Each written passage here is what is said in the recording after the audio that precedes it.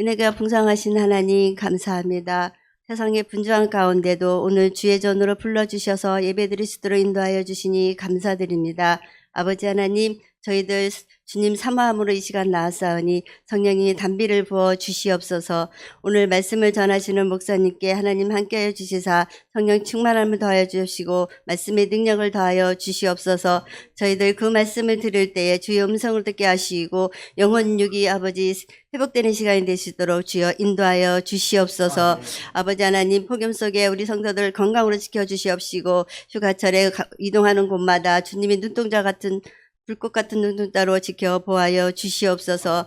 아버지 하나님, 캄보디아 선교팀에게 하나님 함께하여 주시사 그곳에서 주님의 영광 나타나게 하시고 선한 영향력을 끼치고 돌아오게 하여 주시옵소서. 오는 길도 주님 지켜보아여 주시옵소서. 아버지 하나님, 남은 성령부 수련회에 하나님 함께하여 주시사 성령 충만한 수련회가 되게 하여 주시고 주님을 만나는 귀한 시간이 될 수 있도록 성령님 인도하여 주시옵소서. 아버지, 세상 가치관을 쫓지 않게 하여 주시고 하나님의 말씀을 쫓는 귀한 시간들이 될 수 있도록 주님 만나 주시어서 귀하게 쓰임받는 청년부가 될 수 있도록 주여 인도하여 주시옵소서.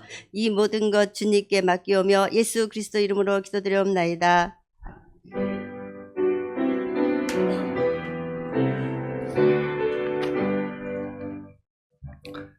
하나님께서 오늘 우리에게 주시는 말씀은 마태복음 17장 1절에서 13절까지입니다. 신약성경 28쪽 마태복음 17장 1절에서 13절까지의 말씀을 교독하겠습니다. 엿새 후에 예수께서 베드로와 야고보와 그 형제 요한을 데리시고 따로 높은 산에 올라가셨더니 그들 앞에서 변형되사 그 얼굴이 해같이 빛나며 옷이 빛과 같이 희어졌더라. 그때 모세와 엘리야가 예수와 더불어 말하는 것이 그들에게 보이거늘 베드로가 예수께 여쭈어 이르되 주여, 우리가 여기 있는 것이 좋사오니 만일 주께서 원하시면 내가 여기서 초막 셋을 짓되 하나는 주님을 위하여 하나는 모세를 위하여 하나는 엘리야를 위하여 하리이다. 말할 때에 호련히 빛난 구름이 그들을 덮으며 구름 속에서 소리가 나서 이르시되 이는 내 사랑하는 아들이요 내 기뻐하는 자니 너희는 그의 말을 들으라 하시는지라. 제자들이 듣고 엎드려 심히 두려워하니 예수께서 나와 그들에게 손을 대시며 이르시되 일어나라 두려워하지 말라 하시니 제자들이 눈을 들고 보매 오직 예수 외에는 아무도 보이지 아니하더라. 그들이 산에서 내려올 때에 예수께서 명하여 이르시되 인자가 죽은 자 가운데서 살아나기 전에는 본 것을 아무에게도 이르지 말라 하시니 제자들이 물어 이르되 그러면 어찌하여 서기관들이 엘리야가 먼저 와야 하리라 하나이까? 예수께서 대답하 이르시되 엘리야가 과연 먼저 와서 모든 일을 회복하리라. 내가 너희에게 말하노니 엘리야가 이미 왔으되 사람들이 알지 못하고 임의로 대우하였도다. 인자도 이와 같이 그들에게 고난을 받으리라 하시니 그제서야 제자들이 예수께서 말씀하신 것이 세례 요한인 줄을 깨달으니라. 아멘. 네, 영상으로 예배에 참여하는 우리 성도님들도 환영합니다. 또 예배당에 와서 예배드리는 우리 성도님들 환영합니다. 우리 옆에 계신 분들도 앞뒤에 계신 분들 반갑게 인사하겠습니다. 반갑습니다. 잘 오셨습니다. 오늘 본문은 엿새 후에 이렇게 시작을 합니다. 엿새 후에, 엿새 후가 되었다. 한 일주일 정도가 지났다는 얘기죠. 16장에서 우리가 살펴보았던 예수님께서 가이사랴 빌립보라고 하는 지역에 가셨을 때 처음에 사람들이 나를 누구라 하느냐 이렇게 물으셨습니다. 그리고 두 번째로 질문하신 내용이 너희는 나를 누구라 하느냐, 너희는 나를 누구라 하느냐. 거기 예수님 제자들이 있었으니까 그렇게 질문하셨지만 좀 더 구체적으로는 너는 나를 누구라 하느냐, 이 질문, 예수님의 질문에 베드로가 답변을 했죠. 위대한 신앙 고백인데요. 주는 그리스도시요 살아계신 하나님의 아들이십니다. 이 고백은 베드로만의 고백이 아니죠. 예수님께서 오늘 이 밤에 저와 여러분들을 향해서 사람들이 인자를, 예수님을 누구라 하더냐 그러면 어떤 사람들은 글쎄요, 뭐 4대 성인 중에 한 사람인데 참 훌륭한 분이셨대요. 이렇게 말할 것 아니겠습니까? 그러면 우리에게 너는 나를 누구를 하느냐? 그러면 우리가 뭐라고 답변하겠습니까? 베드로와 같이 예수님은 그리스도이십니다. 그리고 하나님의 아들이십니다. 이 고백은 우리 모든 그리스도인들이 주님께 답변 드려야 될 고백이기도 합니다. 예수님과 이런 인격적 만남과 인격적 고백이 없는 상태에서 교회를 다닐 수도 있습니다. 그러면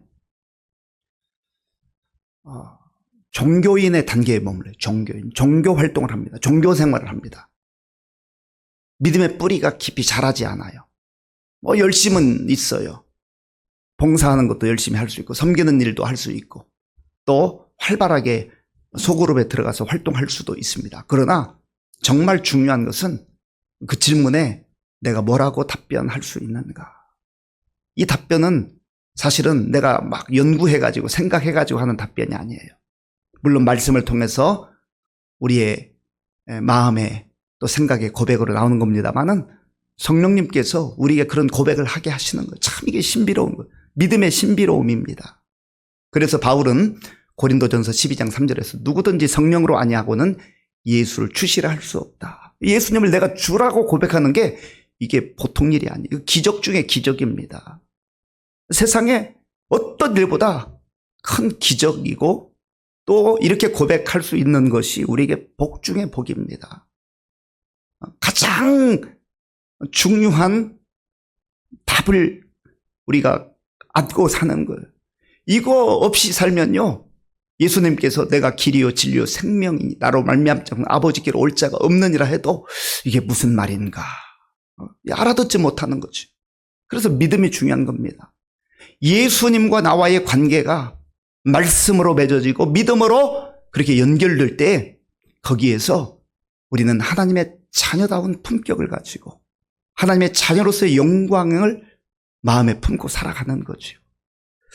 그 엿새 후에 한 일주일 정도 지난 후에 예수님께서 베드로, 야고보, 요한 이 세 제자를 데리고 높은 산에 올라가셨다 했습니다. 이 높은 산이 어디였을까? 성경학자들은 다볼산이라고 하기도 하고요. 또 어떤 성경학자들은 헐몬산이지 않을까. 헐몬산이 제일 높은 산이거든요. 그렇게 말하기도 합니다. 전에는 대부분 다볼산으로 이렇게 얘기를 했는데 또 연구하는 학자들에 따라서 헐몬산이다 그렇게 말하기도 해요.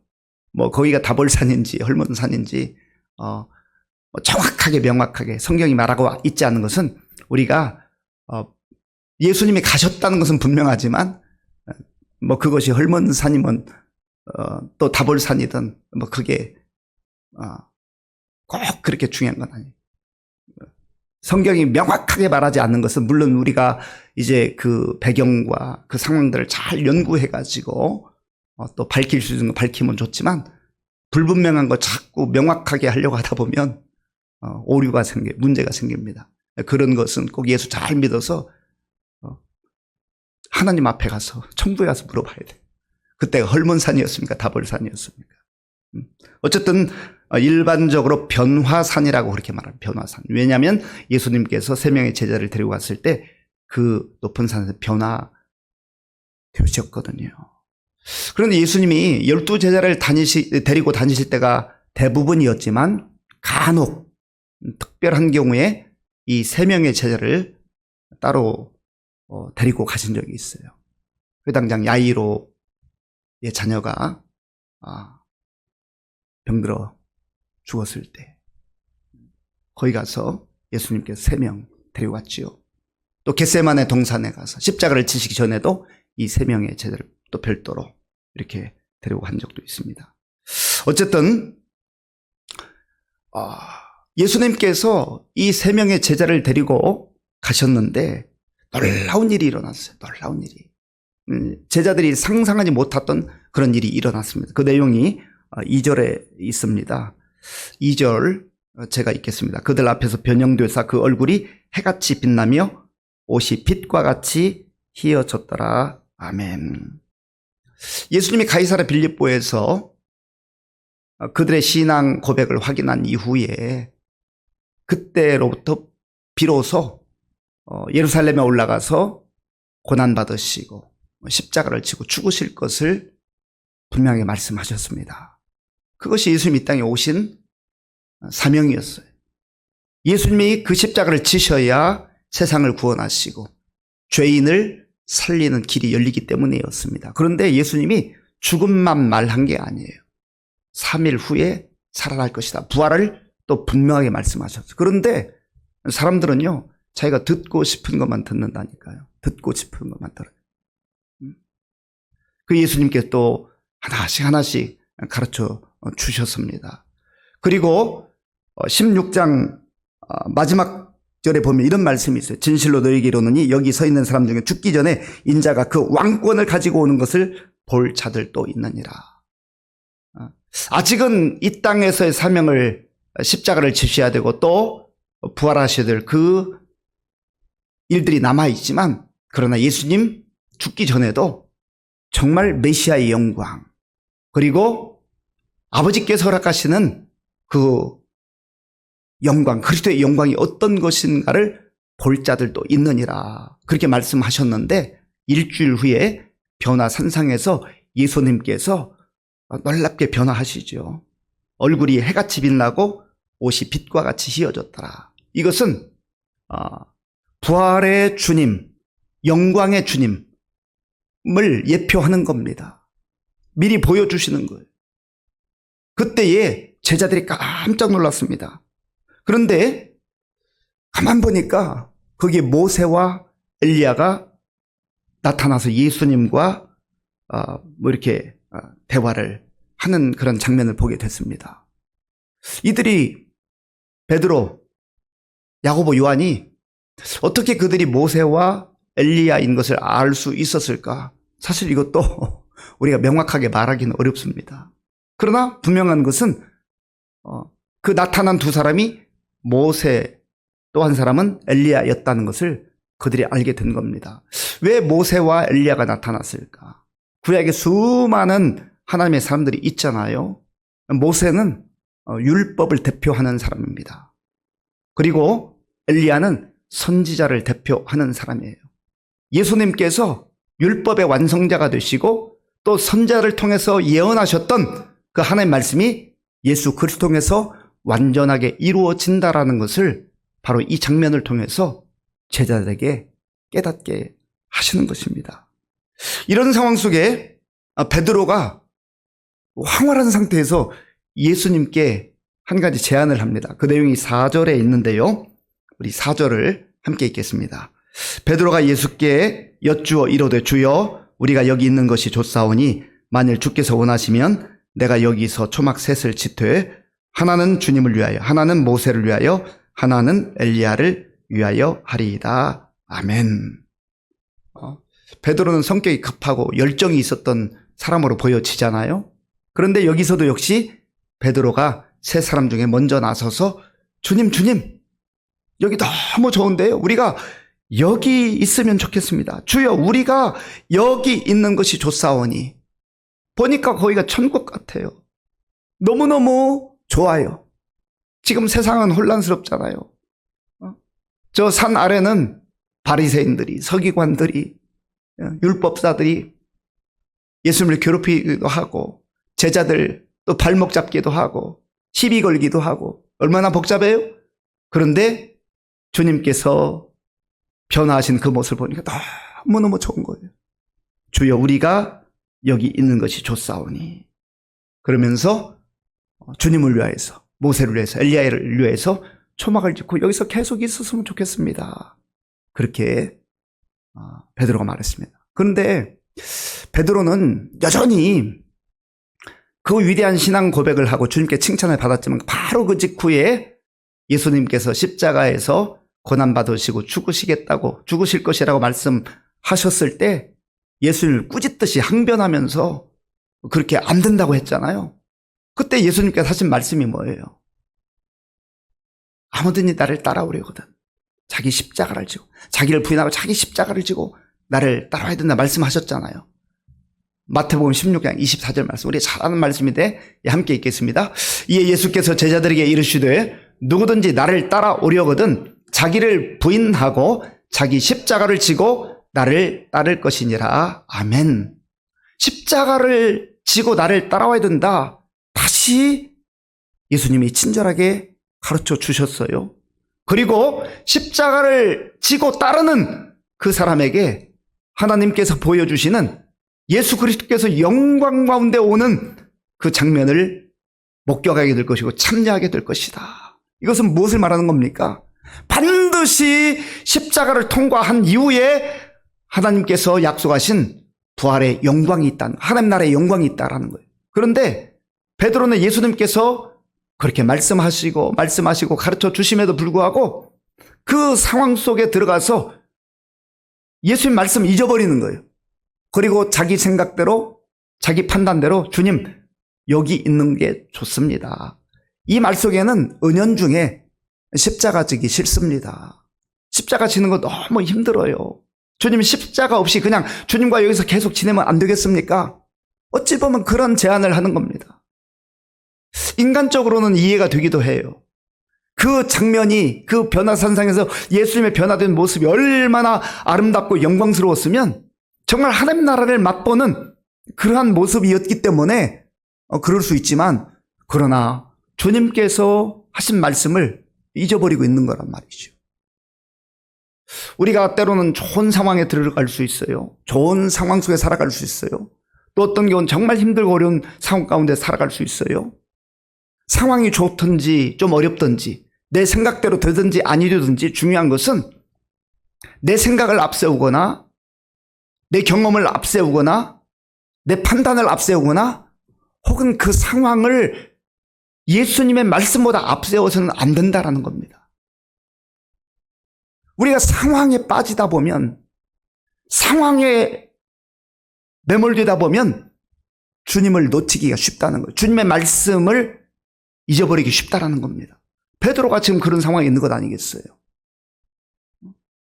일주일 전에 그 가이사랴 빌립보에서 얼마나 주님께서 놀라운 말씀을 하셨어요. 칭찬도 하셨잖아요. 위대한 신앙 고백도 했잖아요. 또 예수님께 사탄아 물러가라 책망도 받았잖아요. 그리고 주님께서 주셨던 말씀이 아무든지 나를 따라오려거든 자기를 부인하고 이 자기를 부인하고라는 의미 속에 여러 가지가 있는데, 자기 생각을 내려놓고 자기 경험을 내려놓고 자기 상황까지도 내려놓고 주님의 말씀을 붙들어라, 그 말 아니겠습니까? 사실 저도 이 베드로와 같은 그런 주장 또 판단 혹은 말 할 때가 얼마나 많은지 몰라요. 주님을 따라간다고 하면서, 주님 믿는다고 하면서도, 믿음으로 산다고 하면서도, 주님만 바라보고 간다고 하면서도 너무나 많은 경우에 상황 논리에 빠질 때가 있다라는 거죠. 그래서 우리가 늘 다시금 말씀을 붙들고 말씀 중심의 신앙생활을 해야 될 이유가 여기에 있다라는 겁니다. 그렇지 않으면 예수님 가까이에서 3년 동안 훈련받던 베드로조차도 이런 상황에 빠져서 주여 우리가 여기 있는 거 좋사오니, 여기는 잠깐 머물러야 되는 장소지 계속 있어야 될 장소가 아니라는 거지요. 그때에 하늘에서 놀라운 음성이 들려왔습니다. 5절 말씀, 5절 제가 읽겠습니다. 말할 때 호련히 빛난 구름이 그들을 덮음에 구름 속에서 소리가 나서 이르시되 이는 내 사랑하는 아들이요 내 기뻐하는 자니 너희는 그의 말을 들으라 하시는지라. 아멘. 하나님께서 이는 내 사랑하는 아들이요 내 기뻐하는 자니, 하나님이 인정해 주시는 하나님의 아들로서, 그리스도로서, 메시아로서 인정해 주시잖아요. 그리고 하는 말씀이 너희는 그의 말을 들어라. 네 생각 내려놔라. 네 경험 내려놔라. 상황 논리에 빠지지 말아라. 철저하게 주님의 말씀 붙들어라. 그 말 아니겠습니까? 하늘에서 음성이 들려올 때 제자들이 깜짝 놀라고 겁이 나서 땅에 엎드렸습니다. 그때 예수님께서 그들을 향하여 하시는 말씀이 뭐예요? 7절에 예수께서 나와 그들에게 손을 대시며 이르시되 일어나라, 두려워하지 말라. 두려워하지 말라. 어떤 상황에서도 주님과 함께 동행할 때 우리는 두려움을 떨쳐버리고 살 수 있다는 겁니다. 그리고 나서 모세와 엘리야는 이제 더 이상 보이지 않고 오직 예수만 보이더라. 자, 우리 8절 말씀, 우리 8절 함께 읽겠습니다. 예수께서 나와 8절입니다. 제자들이 눈을 들고 보매 오직 예수 외에는 아무도 보이지 아니하더라. 아멘. 모세가 훌륭하죠. 모세가 신실한 하나님의 종 아니었습니까? 엘리야가 얼마나 능력의 종이었습니까? 그런데 그들은 우리의 중심이 되는 그런 주가 아니에요. 모세가 훌륭해도 엘리야가 능력 있게 선지자로 쓰임 받았어도 그들이 그리스도가 아니잖아요. 그들이 구원자가 아니잖아요. 오직 예수, 오직 예수, 오직 예수로 우리가 충만할 때에 내 상황을 뛰어넘는 담대함과 확신과 기쁨과 감사와 소망의 삶을 살 수 있다는 겁니다. 우리가 아까 충만이라는 찬양했잖아요. 충만. 저는 그 찬양을 부를 때마다 제 마음속에, 가슴속에 말로 다 형용할 수 없는 큰 확신과 기쁨이 얼마나 정말 저를 힘있게 하는지. 그리고 이 찬양을 부르면서 내가 진짜 예수 잘 믿어야 되겠구나. 내가 예수를 대충 적당하게 믿어서는 안 되겠구나. 정말 예수로 충만한 것이 가장 복된 것이구나. 거기 보면은 그 가사 우리가 다 고백했잖아요. 무명시설을 다 벗어버리고 예수 잘 믿고 유명한 자가 되어서 인기를 얻고 화려한 자리에 올라가고 높은 자리에 올라가고 많은 것을 가져서 주님께서 나에게 이런 복을 주셨습니다. 나는 이렇게 성공했습니다. 그런 게 아니잖아요. 물론 하나님께서 때로 우리에게 그런 상황을 허락하실 때도 있어요. 뭐 예수 믿는다 해서 늘 가난하게 살고 박해받아야 되고 고통만 겪어야 되고 그런 건 아니지요. 그러나 우리가 균형 있게 때로 하나님께서 베풀어 주시는 좋은 환경, 바울의 고백과 같이 우리가 정말 귀한데 좋은 자리, 화려한 자리 있을 수 있지만 교만하지 않고 낮은 데 처하고 고난 가운데 있지만 낙심하지 않고 비굴해지지 않고. 왜 그렇게 할 수 있어요? 예수로 충만하기 때문에. 오직 예수. 그래서 오늘 이 밤에 다시 한번 내 믿음이 예수님으로 충만한가? 오직 예수님만 바라보고 있는가? 아니면 예수 믿는다고 하면서도 예수님은 온데간데 없고 내 앞에 다른 것이 내 인생의 목적이 되고 다른 것이 내 인생의 목표가 되고 다른 것을 쫓아가고 있다고 한다면 그것은 진정한 그리스도인이라고 말하기가 어렵다는 것이죠. 오늘 이 말씀을 마음에 깊이 새기면서 베드로와 같이 정말 주님 옆에 있으면서 또 주님께 칭찬도 받았었지만 잠시 잠깐 상황에 빠져서 자기 생각과 자기 판단으로 그렇게 살아가게 되면 여기가 좋사오니 그냥 거기에 머무르고 싶은 거죠. 그리고 주님께서 늘 아버지의 뜻을 구하고 하나님께서 이 땅에 보내주신 그 사명을 따라 사셨잖아요. 우리가 오직 예수로 충만하고 예수님만 바라본다라고 하는 것은 바로 그것입니다. 우리가 세상 속에 살아가고 있지만 세상 속에 가치에 물들지 아니하고 또 말씀을 놓치지 아니하고 또 우리의 생각으로 주님의 말씀을 쳐내지 아니하고 오직 말씀 가운데 살아가는 그 삶. 그래서 하늘에서 음성이 들려왔던 것처럼 너희는 그의 말을 들어라. 주의 말씀 붙들고 하나님의 말씀 붙들고 오직 예수 바라보시며 믿음으로 승리할 수 있는 저와 여러분들이 될 수 있기를 바랍니다.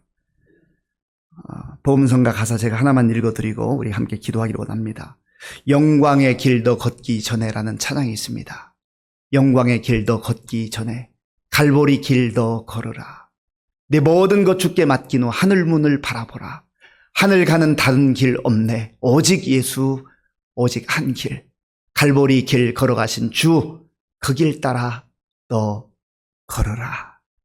갈보리 그 길은, 십자가의 길은 쉽지 않을 수 있습니다. 그러나 반드시 그 길을 통과해야 그 주님의 영광이, 부활의 영광이 우리의 것이 되는 것입니다. 이 믿음으로 오직 예수로 살아가는 저와 여러분들 될 수 있기 바랍니다. 예, 교회 소식을 말씀드리겠습니다. 우리 캄보디아 단기 선교팀 지금 3일째 사역 잘 하고 있습니다. 아침에 그리고 저녁 늦게 우리 강 목사님이 간략하게 소식을 보내오고 있는데 조금 고단해하는 우리 학생들이 한둘이 있는데 크게 문제는 없고 지금 잘 사역 중에 있다고 합니다. 계속 기도해 주시기 바랍니다. 이번 주 금요일 금요 심야 기도의 특성은 우리 당회원들입니다. 우리 청년부 여름 수련회가 이제 다음 주 14일부터 16일까지 있습니다. 기도해 주시기 바랍니다. 주기도문으로 예배를 마치겠습니다. 하늘에 계신 우리 아버지, 아버지의 이름을 거룩하게 하시며 아버지의 나라가 오게 하시며 아버지의 뜻이 하늘에서와 같이 땅에서도 이루어지게 하소서. 오늘 우리에게 일용할 양식을 주시고 우리가 우리에게 잘못한 사람을 용서하여 준 것 같이 우리 죄를 용서하여 주시고 우리를 시험에 빠지지 않게 하시고 악에서 구하소서. 나라와 권능과 영광이 영원히 아버지의 것입니다. 아멘.